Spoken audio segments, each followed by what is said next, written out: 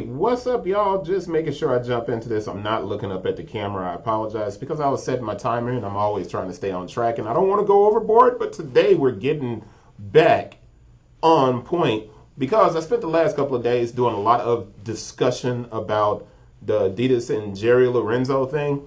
And what tends to happen is I'll lose focus and not put videos up that deal with us becoming smarter, independent, small business people, sneakerheads trying to go from sneakerhead to boss or sneakerhead to owner.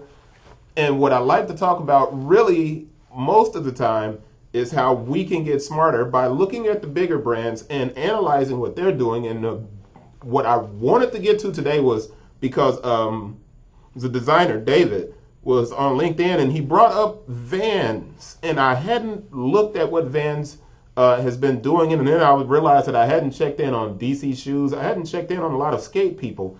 And I got another message from someone who was asking me about skate. And I explained to him, I was like, I don't skate. I know people who skate. I was the basketball coach that kicked the kids off the yard in San Diego at the high school I coached at. I was a mean coach, but I wasn't really. I used to stand there and watch them for like 5 or 6 minutes and be like, these dudes are amazing. One kid I remember in particular, his name was Russ, man. This cat was incredible. He'd be going down the rails, and the whole thing was I kicked him out of the yard because I didn't want anybody to get injured while I was there. You know, basketball coaches, we stay late, and we're there later than everybody else. So a lot of the teachers are gone, and you are the one that's going to have responsibility when this kid breaks his arm. I feel like a grump. All right, so let's get to what this is about because there was a lot of talking.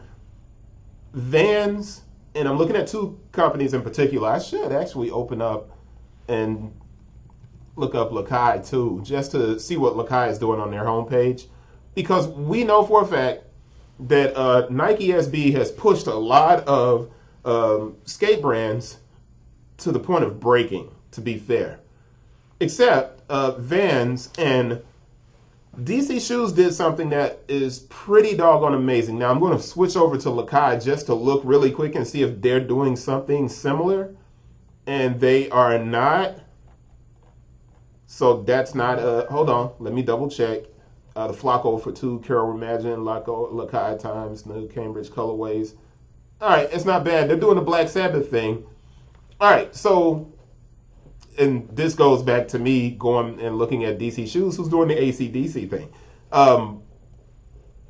Vans and skate brands stay very true to themselves. They never have to kind of float outside and try a lot of different random things.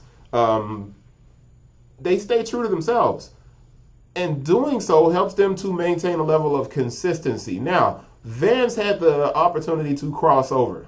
And they actually hit black kids, and not like hit them physically, but they reached black kids with their authenticity in skate. And when they did, it caused Vans to kind of have this explosion. That when they added the demographic of black teens, Vans became a super strong company. Now, why am I saying they stay true to themselves? I'm going to go down this webpage, and what you'll see, and these are the homepage. This is the homepage for Vans. You got this All Right Okay video, right? And you can watch it now. This is on the homepage. And you can look at other brands. You can pick a random brand right now, not in skate. Pick a random brand right now, go to the homepage, and you will not have these elements of video sprinkled throughout the homepage in the same way that the skate companies do so. But here's what Vans, this is where Vans really shines. They're in the skateboard business, and obviously they're in the surf business. Recently, Complex did a digital Complex Con, right? Check this out. And this has been going since December 21st, right? The Triple Crown of Surfing is digital this year, hosted by Vans. You can go to the website and get to the Vans Triple Crown of Surfing, and you can watch it online, and the judging is taking place online. It's one of the best forms of marketing without marketing. This is Vans being true to themselves And they are doing this incredible work. And you can come here and you can watch the highlights from the pipeline. You got the different locations throughout Hawaii where they're surfing. This is exquisite marketing and connecting with your audience. I bring this up because I'm going to show you where it makes a huge difference. DC Shoes, they did the AC/DC collab, and then they came back and they had a few other different things. But when we go to their homepage and we get down here towards the bottom, you're going to see what? Video. When they started launching these videos, the traffic on the website for the holidays, when I say it spiked considerably, I have to show you. All right, so we know we want to jump over here to F2020 because we are on some F2020 right now. And let's turn that down some. We know that Thrasher is huge, and you got a bunch of kids wearing Thrasher that don't even know what Thrasher is. But that's happened with Supreme. So we know that Thrasher is heading in the same path as Supreme, but Thrasher is still a skate company. But peep some of this video, and I'm only going to put about 20 seconds on.